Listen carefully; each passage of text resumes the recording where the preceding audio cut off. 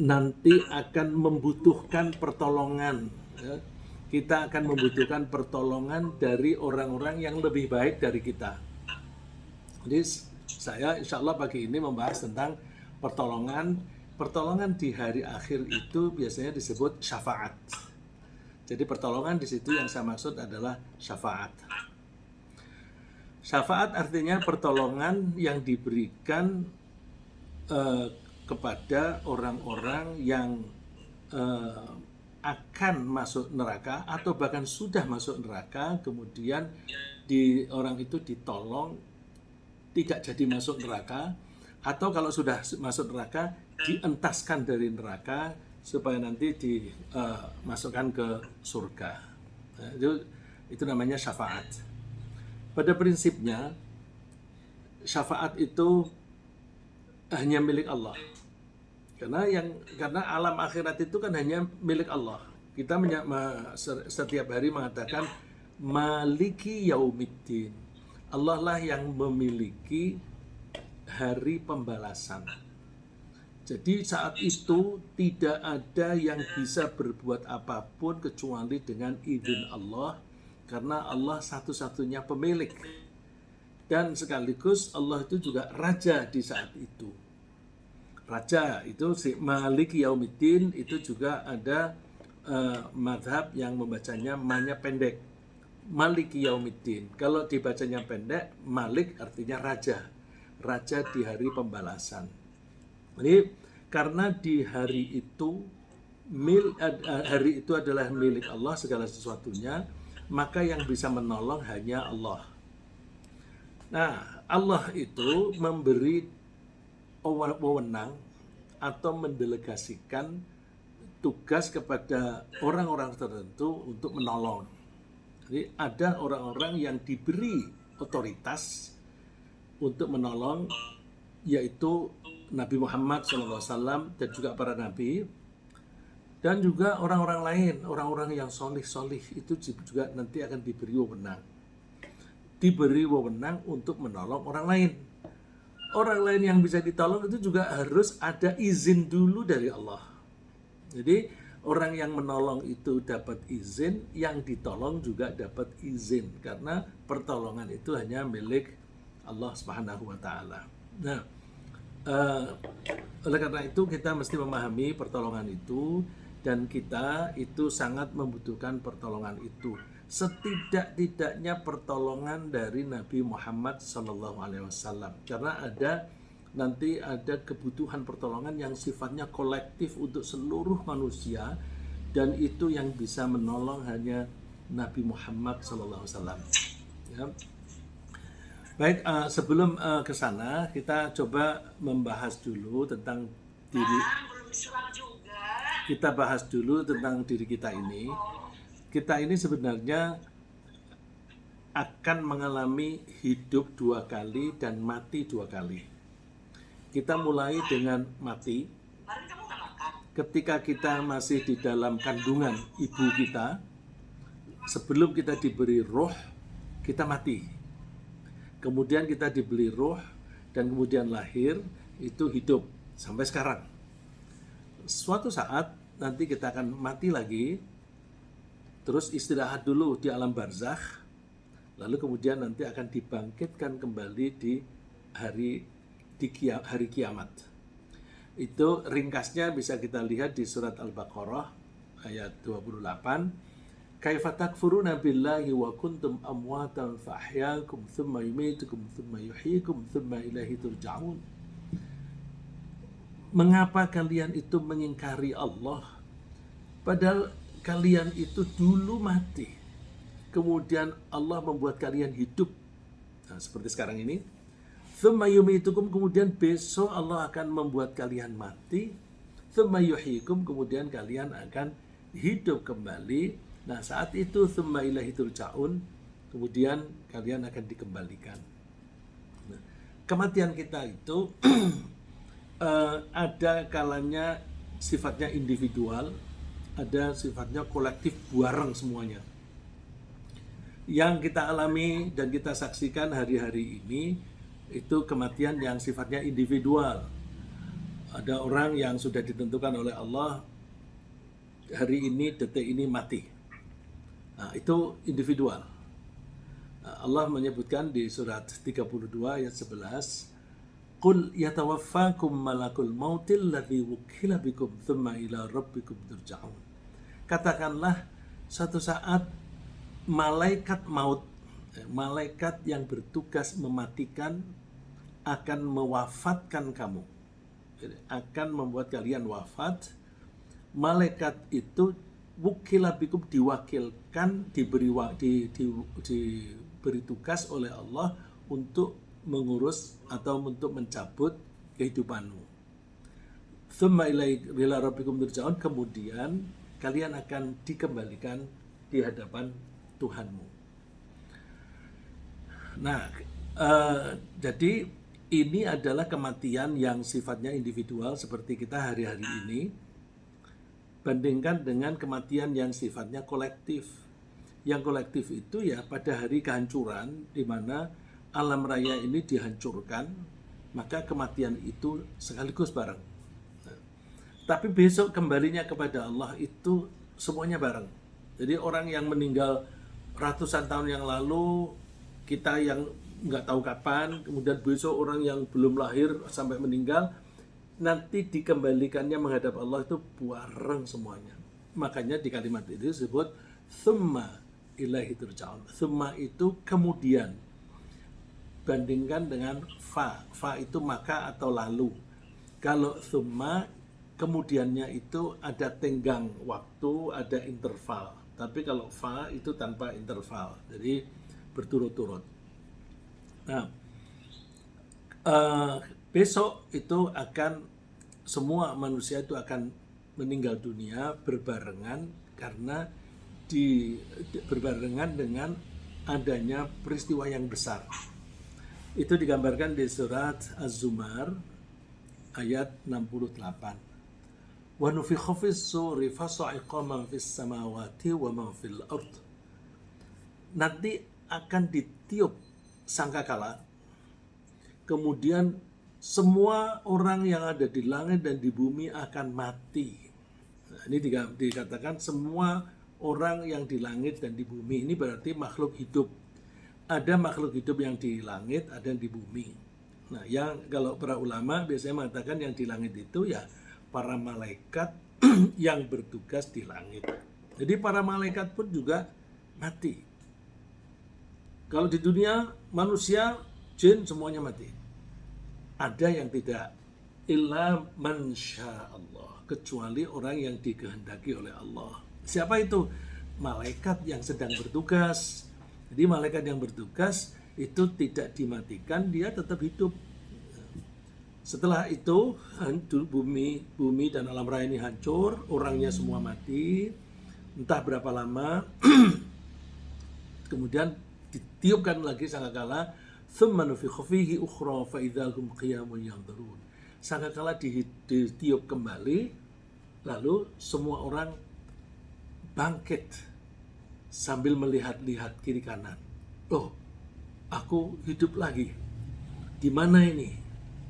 Yanzurun, mereka melihat-lihat sekitarnya, melihat pada yang lain juga begitu. Lalu orang pada bertanya-tanya, aku di mana ini? Nah, pada saat kita dibangkitkan itu, kita berada di tempat yang luas sekali, yang bisa menampung manusia seluruh dunia yang pernah hidup. Seluruh manusia dan jin yang pernah hidup. Mulai dari Nabi Adam sampai akhir hari itu. Nah, itu jadi lapangan itu begitu luas, dan lapangan itu yang kita biasanya nyebut mahsyar. Mahsyar itu tempat digiringnya manusia di satu tempat. Nah, terus karena itu tempatnya luas, suka kita dalam bahasa Indonesia mengatakan padang mahsyar. Nah, padang mahsyar itu ada di bumi yang berbeda dengan bumi kita sekarang ini. Begitu kita dibangkitkan, otomatis kita sudah ada di bumi yang berbeda. Itu seperti digambarkan oleh Allah di surat 14, di surat Ibrahim ayat 48. Yauma tubaddalul ardu ghairal ardi was samawat wa barazu lillahil wahidil qahhar. Pada hari itu bumi diganti dengan bumi yang lain. Jadi bumi yang kita tinggali sekarang ini nanti akan hancur, lebur, nggak ada lagi udah. Terus ketika kita dibangkitkan di bumi yang lain. Bumi yang lain itu sekarang sudah ada atau belum? Sudah. Bumi yang baru itu kita menyebutnya di alam akhirat. Akhirat itu artinya akhir. Bukan berarti dibuatnya akhir. Dibuatnya bumi yang kita tinggal sekarang dan bumi di hari akhir nanti, di akhirat, itu menciptakannya dulu bareng. Jadi sama tuannya dengan bumi kita ini, cuma bumi kita ini umurnya pendek, nanti akan hancur. Sedangkan bumi yang itu tidak akan hancur, dibuat oleh Allah tidak hancur. Nanti umurnya panjang. Nah, tapi di sini dikatakan diganti bumi ke bumi yang lain. Itu bukan berarti buminya baru, tetapi tinggal kita nanti baru, karena kita tinggal di sana itu belakangan. Belakangan itu bahasa Arabnya akhir atau akhirah, maka alam itu disebut alam akhirat. Wa barazulillahil wahidil qahhar. Nah, karena kita saat itu berkumpul di satu tanah lapang, semuanya di bawah pengamatan Allah Subhanahu wa taala. Ya, wa barazu, dan mereka semuanya menjadi jelas bagi Allah yang esa dan maha memaksa. Ya. Jadi semuanya menghadap Allah. Nah, itu makanya kita seringkali menyebut wa ilaihi turja'un, dan kepadanya kalian akan dikembalikan, karena betul-betul kita menghadap Allah. Nah, ketika kita dikumpulkan itu tidak ada satu orang pun yang kelewat. Jadi seorang manusia yang pernah hidup, apakah dia hidupnya hanya 1 hari atau 70 tahun atau 150 tahun atau bahkan 950 tahun seperti Nabi Nuh, itu semuanya akan hidup, tidak ada yang kelewat.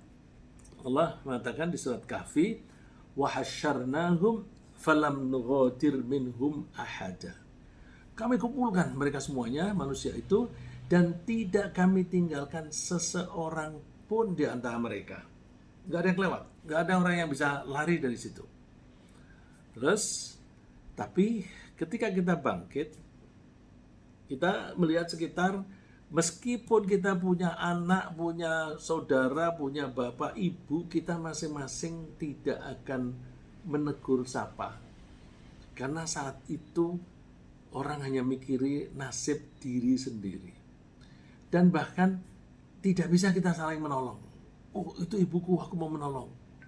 Oh, itu anakku, aku menolong. Nggak bisa. Ya.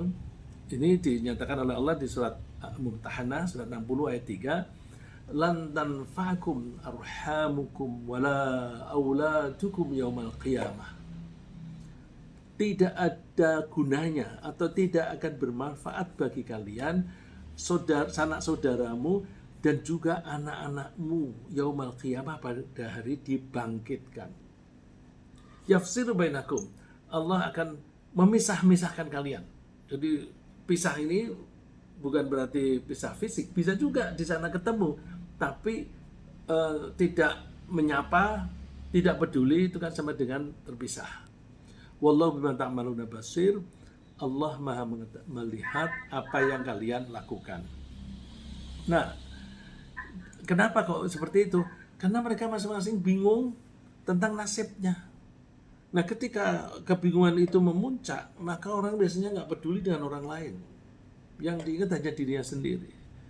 Maka malah ada digambarkan di surat Abasa itu, yauma yafirrul mar'u min akhihi wa ummihi wa abihi wa sahibatihi wa banihi. Malah mereka menghindar dari bapaknya, ibunya, anaknya, saudaranya, itu menghindar. Ya menghindarnya sebenarnya tidak sengaja menjauhi mereka, tapi karena bingung dengan dirinya sendiri. Ya. Tapi di padang mahsyar itu nasib seseorang hidupnya atau masa menunggunya itu enak atau tidak itu sangat dipengaruhi perilaku kita di sini. Ya. Baru di padang mahsyar saja itu sudah ada perbedaan perlakuan antara orang per orang tergantung pada perilaku kita di dunia ini. Ada hadis yang agak panjang, saya tidak bisa mencantumkan di satu slide karena bahasa Arabnya saja panjang, apalagi bahasa Indonesianya. Saya cantumkan di situ artinya, ya. Artinya pun itu sudah saya singkat bahwa Rasulullah mengatakan begini. Sab'atun yudhilluhumullahu fi dhillihi yawma la dhilla illa dhilluh. Di padang mahsyar itu tidak ada pohon, tidak ada naungan kecuali naungan Allah. Nah, naungan Allah itu diberikan tanpa ada rumah, tanpa ada bangunan, tapi mereka akan ternaungi. Ada 7 kelompok. Ada 7 kelompok. Satu, yaitu kelompok pemimpin yang adil. Jadi bukan hanya satu orang. Pemimpin-pemimpin yang adil nanti akan mendapatkan naungan. Naungan itu bisa berupa awan. Bisa berupa awan yang menghalang-halangi sinar matahari untuk menembus langsung ke orang itu.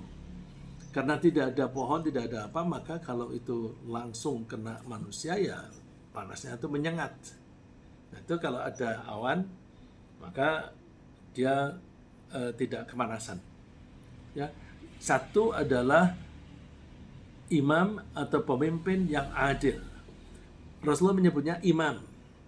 Imam itu bisa pemimpin negara, bisa pemimpin kampung, bisa pemimpin organisasi. Pokoknya dia pemimpin yang membawahi, yang mengatur banyak orang. Nah, kalau dia bisa adil memperlakukan pengikutnya, maka dia akan mendapatkan naungan di situ. Kelompok yang kedua, syabun nasya'a fi ibadatillah.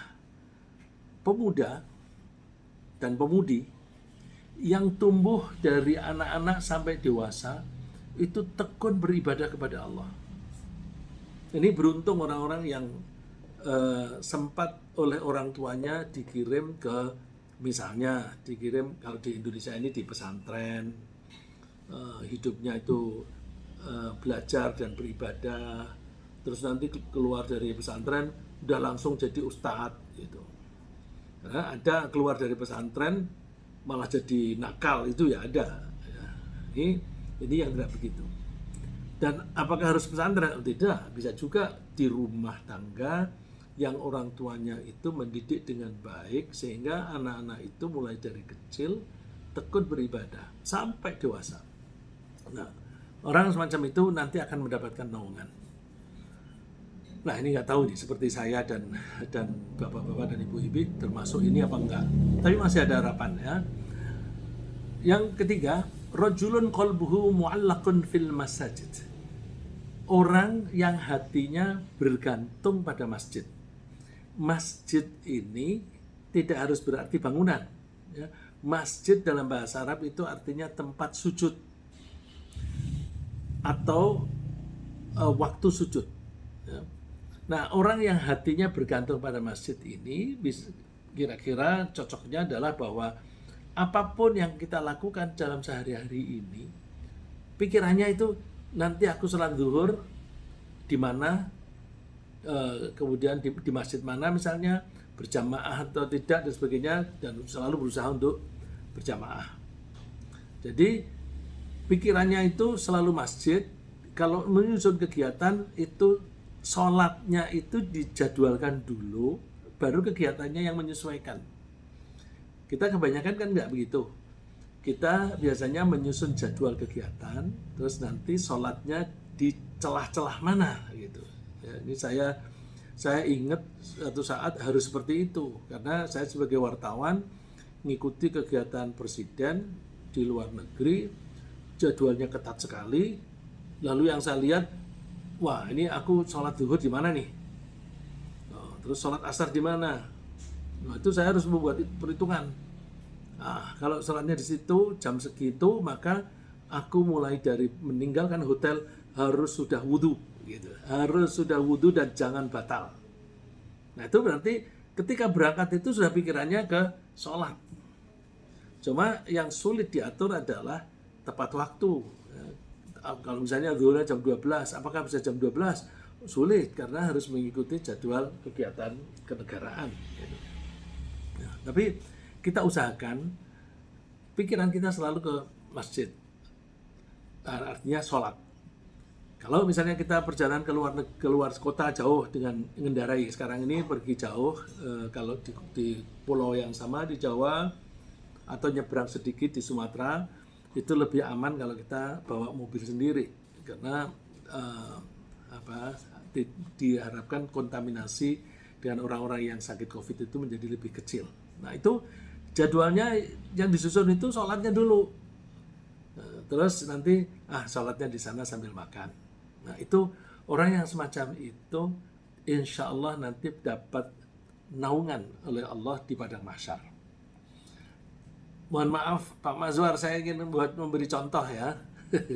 Ini Pak Mazwar ini dalam sehari-hari dia berusaha dan alhamdulillah hampir selalu berhasil ya Pak Mazwar ya.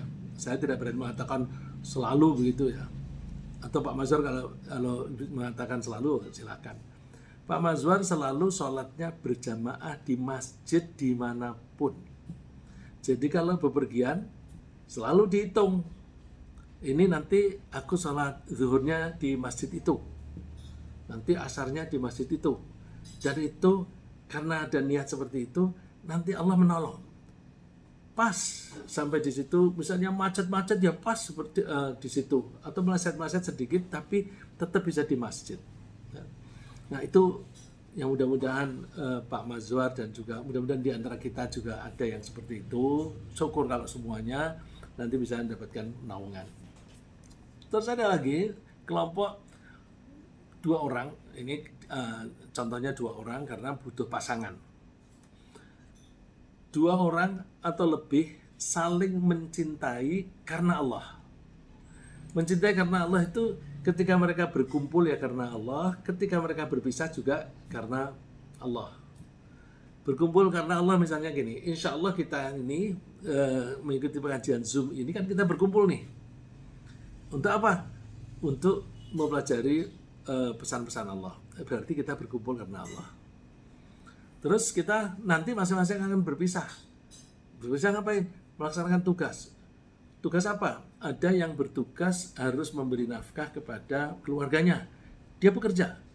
Bekerjanya itu memang cari duit, tapi duitnya untuk melaksanakan kewajiban memberi nafkah.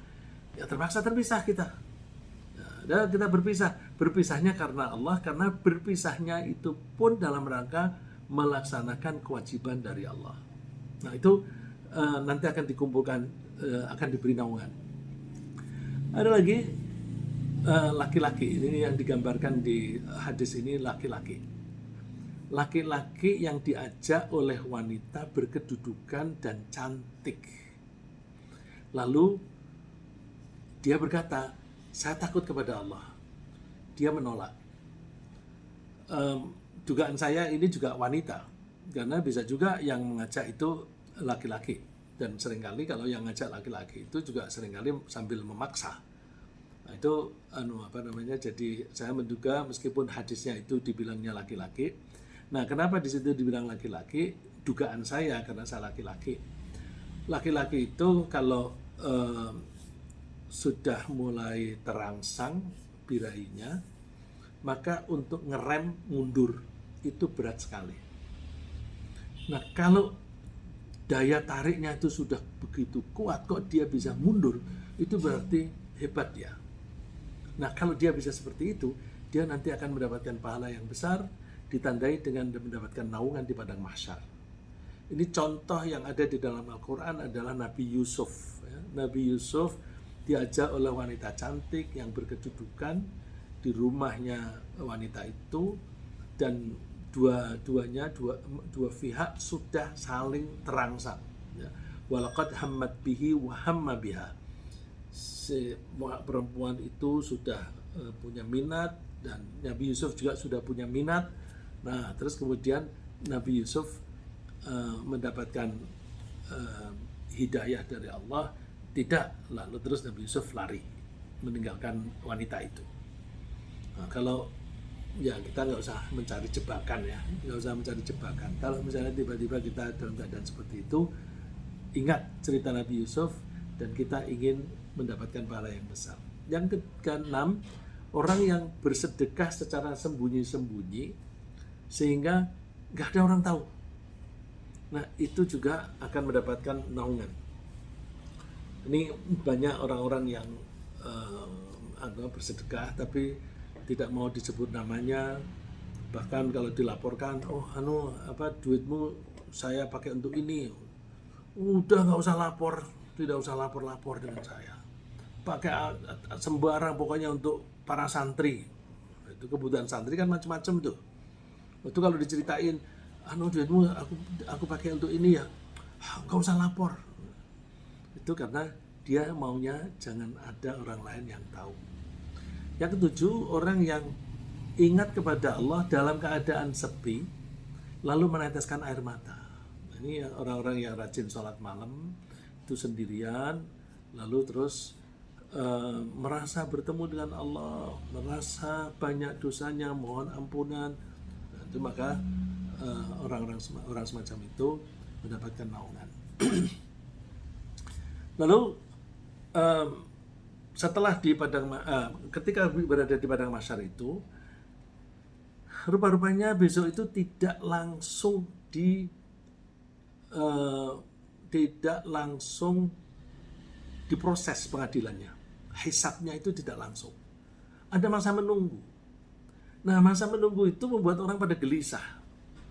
Kegelisahan itu karena mereka tidak tahu, aku ini nasibku kayak apa nanti, kepengen jelas. Termasuk orang yang nanti akan masuk neraka pun kepenginnya dipercepat. Itu kan masa tidak pasti itu kan membuat kita galau kan. Nah, kegalauan itu membuat mereka ingin pengadilan cepat dimulai. Nah, pada saat seperti itu mereka bingung, wah gimana nih kalau kita mohon kepada Allah supaya dipercepat, bagaimana caranya? Mereka pada ngomong seperti itu.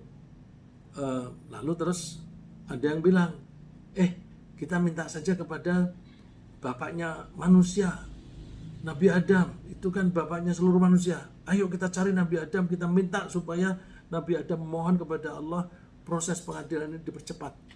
Lalu mereka bisa menemukan Nabi Adam. Nabi Adam, engkau kan bapak semua manusia, tolong mohonkan kepada Allah supaya ini dipercepat.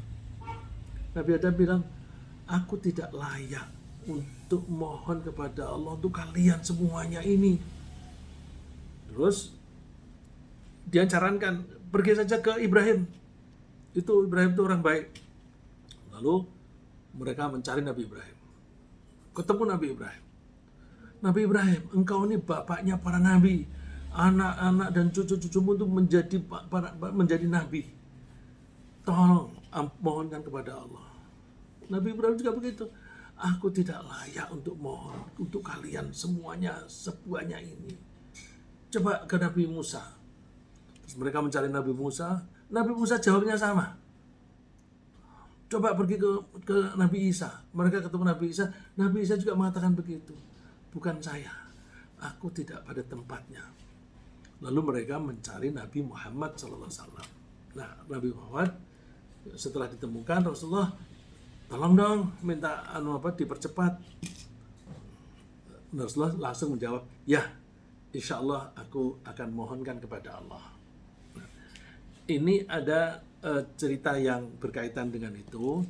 Rasulullah pernah mengatakan begini, bahwa seluruh nabi, seluruh utusannya Allah itu diberi apa namanya ya, tawaran yang luar biasa bahwa mereka boleh minta apapun di dunia ini dan pasti dikabulkan.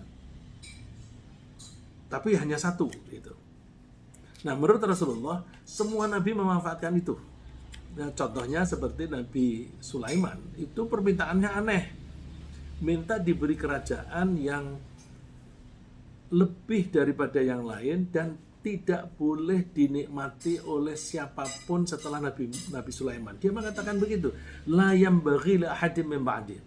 Kerajaan yang tidak layak, tidak boleh dimiliki oleh seseorang pun setelah saya.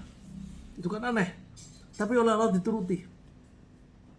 Nah, Rasulullah mengatakan semua nabi memanfaatkan itu kecuali Nabi Muhammad.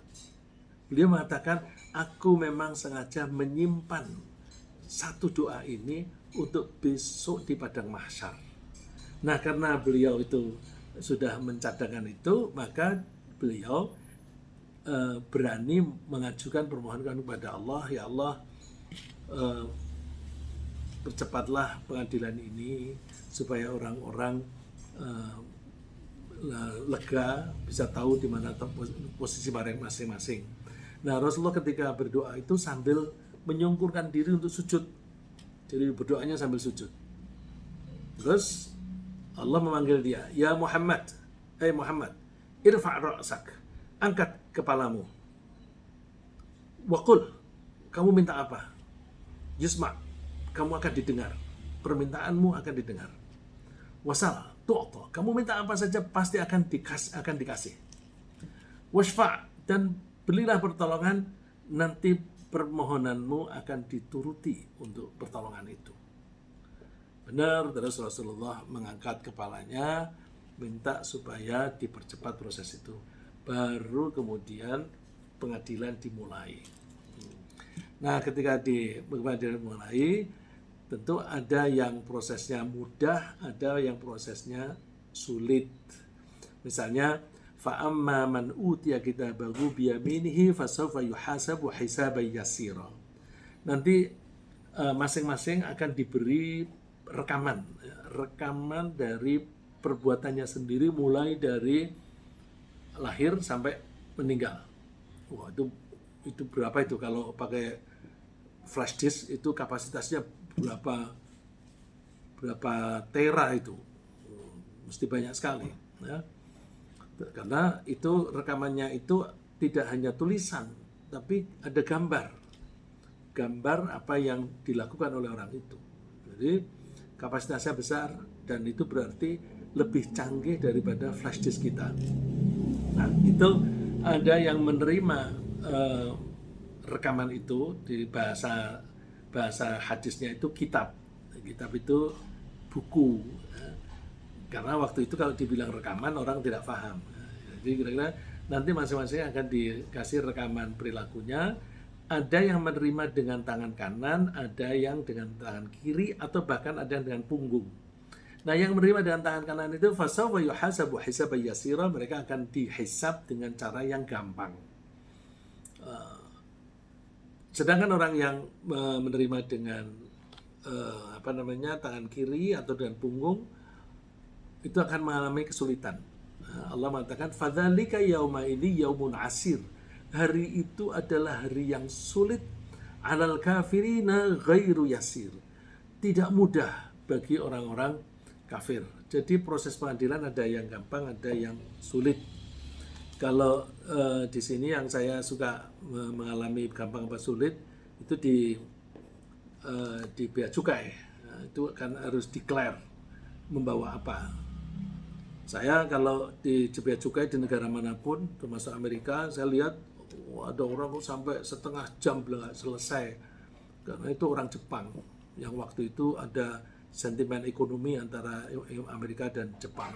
Lama sekali. Tapi begitu saya maju, nggak sampai 1 menit saya lewat. Saya bilang, aku wartawan, aku ditugaskan ini. Terus saya baru mau buka koper, dia bilang, udah jalan aja.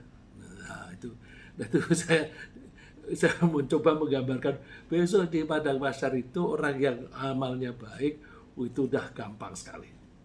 Nah, terus ketika mereka menjalani proses itu sudah di kapling-kapling. Jadi orang yang memang yang bertakwa itu kan calon penghuni surga. Nanti ketika mengalami proses pengadilan itu di sektor yang dekat sekali dengan surga. Nah, orang yang durhaka itu diprosesnya itu di sektor bagian yang dekat dengan neraka. Itu bisa kita baca di surat Asy-Syu'ara ayat 90 dan 91. Wa uzlifatil jannatu lil muttaqin wa burrizatil jahimu lil ghawin. Surga didekatkan bagi orang-orang yang bertakwa. Nah, jadi orang bertakwa itu sudah di tempat sektor bagian, kalau saya bilang sektor itu karena kan ada di antara ibu-ibu ini yang tinggalnya di Bintaro, itu istilahnya sektor gitu kan. Nah, itu ada sektor yang dekat surga dan ada sektor yang di dekat neraka. Dari situ aja udah beda. Kalau dekat dengan surga itu kan anginnya kalau menghembus ke situ itu kan sejuk, enak. Tapi kalau di dekat neraka anginnya itu panas luar biasa. Jadi kesulitannya tuh proses pengadilannya ya rumit begitu, ditambah lagi dengan suasana yang panas itu.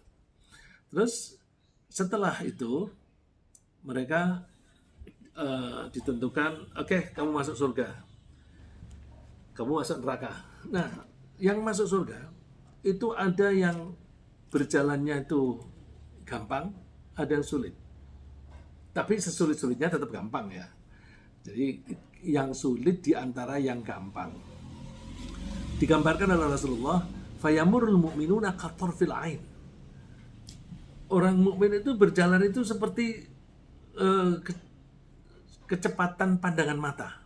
Sekejap saja, sudah nyampe.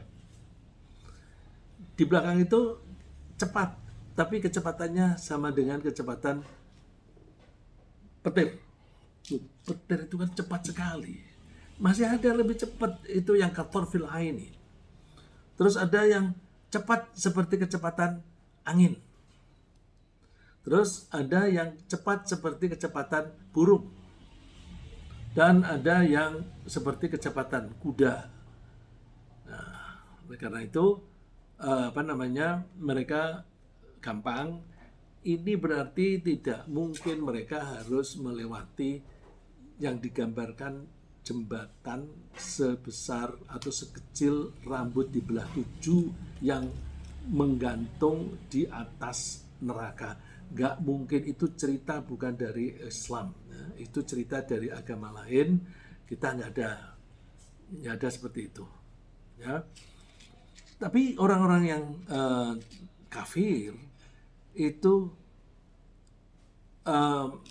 akan tertunda-tunda, tercapek-capek, dan akhirnya nanti terlempar ke neraka jahanam. Karena apa? Jalannya itu saja juga nggak enak. Kondisi fisiknya lemah, perjalanannya juga tidak menyenangkan. Perjalanannya itu banyak batu-batu yang tajam-tajam. Jadi diinjek itu sakit. Cuacanya panas. Kemudian mereka harus mendaki dan sebagainya yang sulit. Dan akhirnya mereka jatuhnya masuk ke neraka. Mudah-mudahan kita tidak termasuk mereka. Nah, bedanya perlakuan antara orang penghuni surga dan penghuni neraka. Kalau penghuni surga itu nanti begitu sampai di pintu surga, pintunya itu sudah terbuka. Beda dengan neraka. Kalau di neraka orang begitu sampai di depan pintu masih tertutup. Yang di neraka penjaganya, para malaikat yang jaga itu tanya dulu, ngapain kamu kesini? Oh ya, aku mau masuk. Kok mau masuk? Itu kan panas. Iya, aku memang ditentukan harus masuk sini. Kenapa? Ya karena aku dulu tidak percaya kepada Allah. Kenapa nggak percaya? Kan dulu kan sudah ada orang-orang yang mengajari kamu, yang mengajak kamu kepada kebaikan. Terus mereka bilang, iya, tapi aku dulu tidak mau mendengarkan, tidak nurut. Nah, sedangkan di surga itu pintu sudah terbuka dan tidak ditanya sama sekali. Itu ada di surat Az-Zumar, wasiqal ladzina taqaw rabbahum ilal jannati zumara. Orang berbondong-bondong yang bertakwa itu dibawa ke surga, kemudian hatta idza ja'uha, sampai di situ, wa futihat abwabuha, pintunya sudah terbuka, terus penjaganya bilang salamun alaikum. Ya, kalau kita bilang sekarang di sana assalamualaikum. Nah, ini salamun alaikum. Betul, beruntung kalian. Fadkhuluha khalidin, silahkan masuk dan kamu kekal di sana. Tidak ditanya apa-apa. Artinya tidak tertunda. Sedangkan yang mau masuk ke neraka itu digambarkan di ayat 71, itu ditanya dulu. Jadi tertunda. Di samping tertunda juga dipastikan bahwa orang yang masuk neraka itu tidak ada yang salah. Bandingkan dengan di dunia ini, tidak hanya di Indonesia. Di Amerika juga terjadi orang yang tidak bersalah bisa masuk ke penjara. Bahkan kemarin itu ada informasi orang masuk penjara 35 tahun. Padahal dia tidak salah. Jadi proses pengadilannya entah bagaimana. Jadi kalau di Amerika bisa terjadi begitu, apalagi di Indonesia. Ya. Kemudian ini yang ini yang terakhir ini, di bagian akhir ini adalah bagian pertolongan. Di antara orang-orang Islam itu ada yang langsung masuk surga, tapi ada yang punya dosa yang jumlah dosanya lebih banyak daripada amal baiknya. Karena dia beriman, dia mengucapkan syahadat asyhadu alla ilaha illallah wa asyhadu anna muhammadar rasulullah, maka orang itu layak masuk surga. Tetapi karena banyak dosanya, maka dia harus masuk ke neraka dulu. Nah, orang-orang inilah yang membutuhkan pertolongan, membutuhkan syafaat. Mudah-mudahan kita termasuk yang tidak harus seperti itu, langsung ke surga. Mudah-mudahan, amin. Nah, kalau ada orang yang terpaksa masuk neraka, apakah dia sedang akan masuk atau sudah masuk, itu masih bisa ditolong. Siapa yang memberi pertolongan? Nabi Muhammad nomor 1. Jadi Nabi Muhammad setelah ngasih pertolongan di padang mahsyar, nanti memberi pertolongan lagi. Rasulullah mengatakan, dikutip oleh Anas bin Malik, syafaati li ahlil kabairi min ummati. Aku akan menolong umatku yang baca syahadat, ya, yang mukmin, tapi melakukan dosa besar. Dosa besar itu antara lain adalah dosa yang ada jinayatnya. Jinayat itu hubungan pidana, seperti misalnya berzina, itu ada hukumannya dicambuk atau bahkan dirajam, atau mencuri yang potongan hukumannya itu dipotong tangan, itu dosa besar. Membunuh orang, itu lebih besar lagi. Nah, asal bukan dosa syirik, maka masih bisa dimaafkan dan Rasulullah masih mau memberi pertolongan. Itu ditolong oleh Rasulullah SAW. Jadi jumlahnya banyak kira-kira kan. Terus siapa tuh orang yang layak menerima pertolongan dari Rasulullah? Nah, ini yang mudah-mudahan kita mau melakukan ini. Rasulullah mengatakan bahwa orang yang kalau ada azan, dia mau mendengarkan. Dengarkan baik-baik azan itu. Meskipun kita sudah hafal, kita hafal semua azan itu. Dengarkan. Terus setelah si muadzin itu baca Allahu Akbar, kita tirukan. Kemudian kalau dia baca asyhadu alla ilaha illallah, kita tirukan. Nanti kalau sudah selesai, kita berdoa. Allahumma rabba hadhihi da'wati tammah wassalatil qa'imah ati Muhammadanil wasilata wal fadilah wa ba'athu maqaman mahmudan alladhi wa'adtah innaka la tukhliful mi'ad. Nah, kalau orang rajin membaca ini, rajin mendengarkan adzan dan membaca ini, menurut Rasulullah nanti akan ditolong oleh Allah. Jadi kayaknya ini kita ini, ya termasuk saya, ya ini punya potensi untuk masuk neraka entah sebentar atau lama. Oleh karena itu kita butuh pertolongan dari Rasulullah. Maka coba deh nanti begitu kita mendengar azan, langsung kita diam, dengarkan dan tirukan. Setelah itu kita berdoa ini. Insya Allah Rasulullah nanti akan menolong kita. Bisa nggak pertolongan itu dilakukan bukan oleh Nabi tapi oleh orang lain? Bisa. Ini perlunya kita berkumpul dengan sesama orang yang soleh. Nanti akan ada orang-orang yang sudah diputuskan oleh pengadilan bahwa kamu masuk surga. Dia seneng kan? Begitu dia masuk surga, ntar, aku punya teman tuh. Dia gimana nasibnya? Jadi mereka tidak egois. Wah, masuk surga langsung masuk surga, enggak. Mereka tuh cari dulu, mana temanku dulu. Nah, ini digambarkan oleh Rasulullah SAW. Orang-orang itu mencari temannya dengan mata misalnya gini, Rabbana kanu yasumuna ma'ana. Tuhan, itu temanku itu. Dulu aku bersama-sama puasa dengan dia. Di sini tidak digambarkan oleh Rasulullah puasanya itu mesti Ramadan. Bisa juga misalnya ya kayak yang paling dekat di sini kan Bunda Indra sama Mbak Yul itu ya. Wah, kita sahur bareng-bareng bersama-sama, nanti buka bersama-sama. Itu selalu bersama kami puasa. Nah, itu nanti bisa saling menolong. Ya. Entah siapa yang menolong, tapi yang selamat dulu itu menolong. Misalnya lagi, boyusallun. Oh Tuhan, itu temanku di jamaah di masjid apa itu, Masjid An-Nur. Itu temanmu di Masjid Al-Hidayah, temanku. Tolong Tuhan, jangan sampai dia masuk neraka. Kalau dia belum masuk neraka sudah digiring malaikat, tarik, kamu sini. Atau bahkan sudah masuk pun masih bisa. Wa yahujjunya, dan mereka pergi haji bareng. Misalnya, oh itu temanku dulu pergi haji bareng. Itu bisa saling menolong. Nah, tentu kalau Rasulullah ini mempunyai waktu dan kesempatan akan memberikan daftar yang banyak. Mudah-mudahan kita ini termasuk itu. Tuhan, ini temanku dulu ngaji Zoom itu. Wow.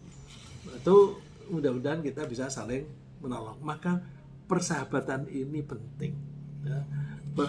Persahabatan dalam kebaikan. Ya. Persahabatan di masjid, persahabatan di pengajian, dan sebagainya. Terus Allah itu malah menawarkan gini, cari lagi temanmu yang mana yang bisa kamu tarik. Terus karena mereka diberi kesempatan, terus pada nyari, wah ini, sini, kamu ikut aku. Terus kalau sudah masuk ya disuruh malaikat bawa keluar. Setelah bawa keluar, Allah masih nawarin lagi, cari lagi. Terus cari lagi. Wah, dapat lagi. Masih tawarin lagi oleh Allah berkali-kali. Cari lagi. Sampai tidak ditemukan kenalan orang itu yang masih ada di neraka. Jadi Allah itu begitu sayangnya kepada kita. Itu kita boleh saling menolong sesama kita kalau kita kenal. Ya, maka pertemanan ini kita jaga. Ya. Siapa tahu nanti suatu saat kita butuh pertolongan besok di akhirat. Tapi apakah semua orang bisa ditolong? Nanti dulu. Ini Abu Hurairah tanya kepada Rasulullah SAW. Rasulullah, siapa sih orang yang mendapatkan keberuntungan bisa ditolong? Rasulullah bilang, Abu Hurairah, aku sudah menduga orang yang pertama kali bertanya tentang ini pasti kamu. Karena Abu Hurairah itu memang semangatnya belajar. Dia tuh masuk Islam itu udah agak akhir dia. Mendapatkan Rasulullah itu di Madinah itu kira-kira 3 atau 4 tahun. Karena dia orang Yaman. Begitu dia masuk Islam, terus dia hijrah di Madinah, dan dia tidak mau kerja. Dia mudah tinggalnya di masjid, kan Rasulullah rumahnya nempel di masjid. Niatnya untuk belajar. Makanya hadis dari Abu Hurairah itu begitu banyak karena dia memang niatnya belajar. Lalu Rasulullah menjawab gini, As'adun nasi bi syafaati yaumal qiyamah Man qala la ilaha illallah khalisan min qalbihi au nafsih. Orang yang beruntung mendapatkan pertolonganku besok di hari kiamat adalah orang yang ketika mengucapkan la ilaha illallah itu betul-betul tulus di hatinya. Nah, ini perlu kita melatih diri ketika mengucapkan la ilaha illallah, jangan sambil lalu, ya, jangan sambil meleng. La ilaha illallah sambil kita hayati bahwa betul-betul tidak ada Tuhan kecuali Allah. Nah, itu kalau kita bisa seperti itu, maka insya Allah kita berhak ditolong meskipun orang yang semacam itu berdosa besar. Ya, tadi kan Rasulullah memberikan gambaran yang banyak dosanya, dosa besar. Tapi asal ada la ilaha illallah dengan tulus, itu masih bisa ditolong. Nah, karena itu ya kita camkanlah, sering-sering kita mengucapkan la ilaha illallah, habis sholat kita sering baca la ilaha illallah. Cuma sayang nih kalau menulis kalimat la ilaha illallah kita tempelkan di tempat-tempat umum, nanti ditangkap dikira radikal, ya. Dikira orang Hizbut Tahrir. Padahal la ilaha illallah itu kan tidak dimonopoli oleh Hizbut Tahrir. Nah, jadi ya kita pandai-pandailah, jangan sampai kita itu maunya kita itu menanamkan di pikiran kita supaya la ilaha illallah itu betul-betul di hati kita, tapi jangan sampai ditangkap oleh polisi dikira radikal begitu, ya. Ya, ringkasnya gini, bahwa manusia itu mati 2 kali dan hidup 2 kali, dan manusia akan dibangkitkan nanti di hari kiamat, langsung ditempatkan di bumi yang lain, di bumi akhirat, lalu kita dikumpulkan di padang mahsyar. Di padang mahsyar itu ada 7 kelompok yang akan mendapatkan naungan, lalu hisab baru dimulai setelah doa dari Rasulullah SAW. Nah, doa Rasulullah untuk dimulainya hisab ini disebut asy-syafa'atul kubra atau asy-syafa'atul uzma, pertolongan yang besar. Kemudian pengadilan dimulai, mudah untuk orang mukmin dan sulit bagi orang yang durhaka, karena memang yang dipertanggungjawabkannya itu banyak. Terus setelah itu tidak perlu putus asa bagi orang-orang yang beriman, karena kalaupun diputuskan harus ke neraka dulu, itu nanti bisa kita minta pertolongan. Pertolongan nomor 1 dari Rasulullah SAW dan bisa dari sahabat-sahabat kita yang soleh. Nah, untuk memperoleh pertolongan dari Nabi, kita dengarkan baik-baik kalau ada suara adzan. Nah, kita dengarkan, terus kemudian kita jawab. Setelah itu kita berdoa, membaca sholawat untuk Nabi. Terus kita juga bisa mengharapkan pertolongan dari sesama mukmin. Syukur kalau kita pada posisi yang menolong, ya. Kalau nggak bisa posisi menolong, ya mudah-mudahan kita di posisi yang ditolong. Nah, yang bisa ditolong adalah setidak-tidaknya dia itu meskipun punya dosa besar, ketika dia mengucapkan la ilaha illallah itu diucapkannya dengan tulus dan dihayati. Nah, saya kira sementara begitu.